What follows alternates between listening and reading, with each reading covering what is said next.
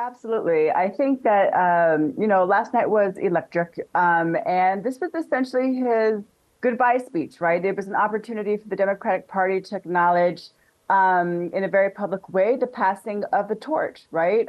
President Biden was, officially in official proceedings, passing the torch to Vice President Kamala Harris as our chosen party leader for the election. And it was a very poignant speech. And I think a very historic moment for the party overall. So win or lose, come November, I think last night's speech really cemented that the Democratic Party understands its assignment in, investing in new talent and building a bench and passing on leadership into the next generation. And what did Joe Biden say about Kamala Harris as he handed over to her at the end of the night?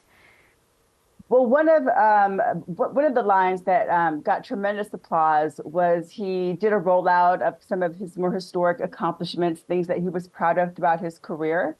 And then he ended it saying, selecting Harris as his VP was, quote, the best decision he'd ever made in his whole career. Again, really just acknowledging an amazing career, decades within government, negotiating legislation and budget impacting millions of folks here in America. But again, solidifying that passing of the torch by selecting her as his second in line was one of his, not just one of his better decisions, but his best decision. And Na'ilah, her appearance wasn't quite expected on the first night, was it? What was the reaction like and also the mood in the Chicago venue? It was absolutely not expected. And when we saw her walk out on stage, it was just electricity going through the arena as we realized that she was there. And in hindsight, it absolutely makes sense. We all knew that, President Biden was essentially saying his goodbye speech on the opening night. It would make sense that there would be some type of acknowledgement and participation of her, since she was the one who would be receiving the torch, so to speak. And again, just an amazing energy within the convention center. And really looking forward to the next couple of days as the party moves forward, both visually and literally as we move forward with our new leadership. Well, among the issues raised was abortion rights. Why do you think that was a focus on the first night of the convention? It was a very big focus on the night of the convention. I think especially with the falling of Roe versus Wade, prior to that, there was, quite frankly, a very false sense of security here in America, thinking that Roe was untouchable. And when it fell, it really was shockwaves across the country, just trying to process, how did this happen? And we know how it happened and the different ways that it happened.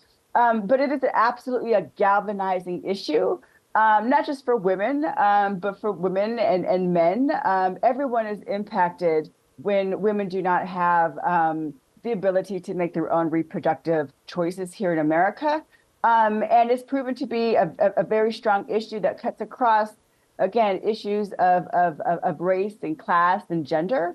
And it's really, I think, the galvanizing issue to get folks to the polls in support of the Democratic Party. It is the abortion right fight. And what did the Democrats say about the war in Gaza? Not too much officially, at least during the official programming of the actual convention. That's not to say that in other interviews, folks who were speaking are not addressing the issue. President Biden, I would say, was the most high profile person to acknowledge what is happening, acknowledging what is happening on both sides of both Israel and Gaza. And also AOC in her remarks touched on it very, very briefly, again, acknowledging, the need for empathy, and then quickly pivoted back to, again, her unfledged support for Vice President Kamala Harris. Well, Hillary Clinton did speak 8 years after she made history as the first woman to be a major party's presidential nominee. She also took the opportunity to take a few shots at her 2016 rival, Donald Trump. Absolutely. And as the person who had the honor of nominating Hillary at that 2016 convention, really, again, an historic moment of Hillary Clinton, who paved the way, in so many ways for not just, VP Kamala Harris, but so many women in elected position, again, gave her full support, and also had very moving remarks, again, acknowledging her own role in trying to, increase representation, and handing it off to Kamala Harris to finish the job, to finally break that glass ceiling, and absolutely got some well-placed and well-timed jabs. I would say that got a lot of cheers and applause from the convention, particularly with the chant "Lock him up." So, Na'ilah, what can we expect during the remainder of the convention? I think two things that stick out to me are, number one, unified messaging and party cohesion. It seems like a very short time ago, less than a month ago, the Democratic Party was very publicly fractured, right? We had folks who, wanted Biden very publicly to leave, and other folks were fighting to have him remain the nominee.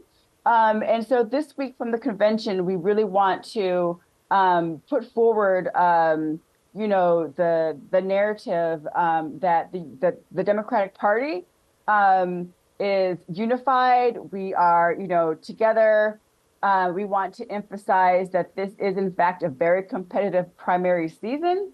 And again, really just emphasizing the message that helps us bridge the internal divides within the party. And again, just rallying Democrats and mobilizing voters to ensure a Kamala Harris and Tim Walz's victory through highlighting our shared values. The other thing I'm expecting to come from this convention, again, in line with the passing of the torch, is the Democratic Party really showcasing the diversity in leadership, as well as younger voices. And so really expecting the convention to feature different speakers, again, really representing the diversity of the Democratic Party, while at the same time driving home that we are, in fact, a diverse party and a unified party. Well, Na'ilah Amaru, I really appreciate you joining us in the very early hours of your day. Thank you so much. Thank you so much for having me.